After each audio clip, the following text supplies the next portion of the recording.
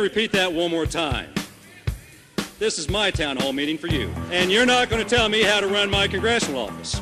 The federal government, yes, can do most anything in this country. It takes a rocket scientist to understand, what's going on. Rocket science? I don't think so. People are upset. That's pretty easy to understand. Ladies and gentlemen, if you don't like what you just heard, you will like what you're about to hear. Stay tuned. This is the Bartholomew County Watchman.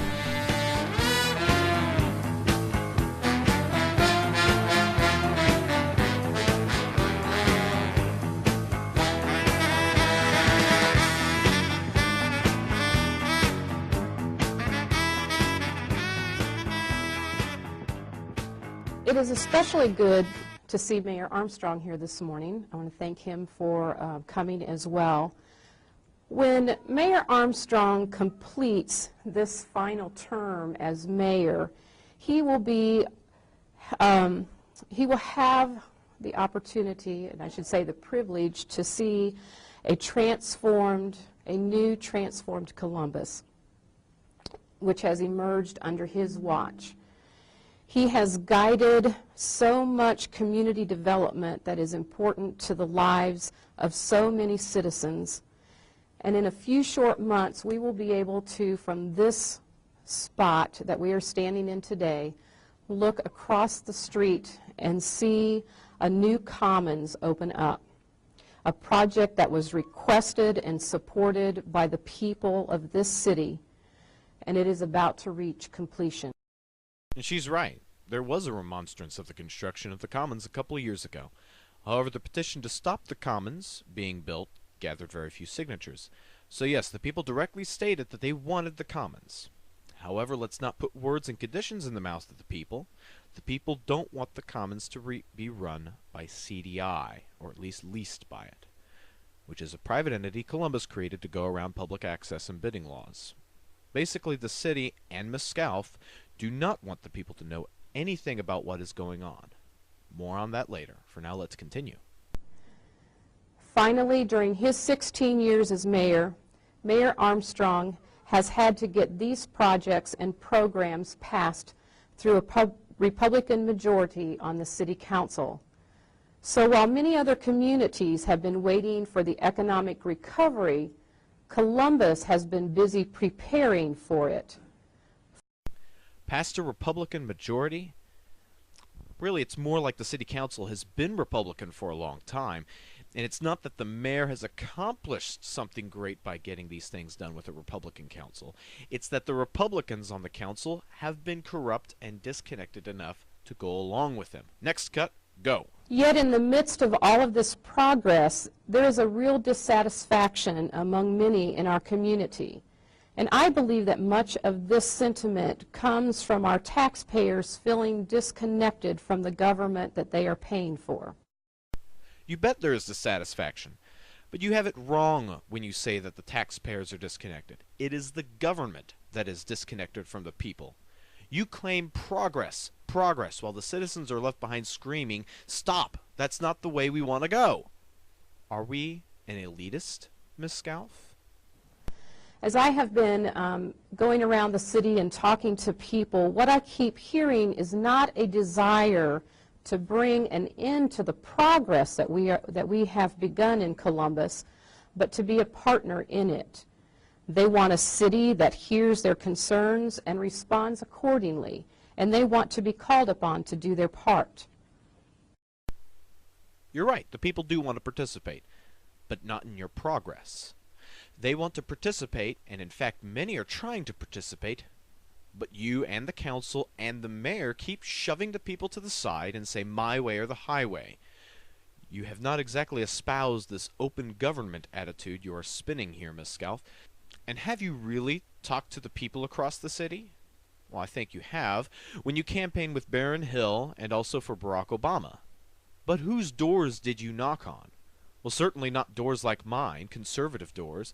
You serve my district, but you've never knocked on my door, nor the doors of some other of the naysayer houses in your district. Are you cherry-picking what you hear so you can claim total support? Next cut. But some have suggested a path that criticizes this progress and offers to stop moving forward. Well, quite honestly, the city is not moving forward right now. You, the council, and the mayor are taking Columbus on a tangent from progress. These critics view city government as an adversary instead of the partner that it can be. Well, considering the city government is run by people like yourself, Ms. Scalf, I would say that the city government is an adversary of the people. The city needs to be a partner first. It's not doing that right now. It's being a brat that wants it done his way, no one else's. They exploit the irritation of the voters, and they offer extreme reversals. Exploit. How are we exploiting the voters? By informing them of your misdeeds in government? That's a service, madam. It's not exploitation. This group of critics is clearly in the ascent in the local Republican Party. Hilarious. Firstly, let it be known I'm a Democrat, just so you know, and most of the people who are criticizing you and the government, madam, are independents, not necessarily party people. Are you attacking your fellow council members with whom you have voted and agreed with most of the time?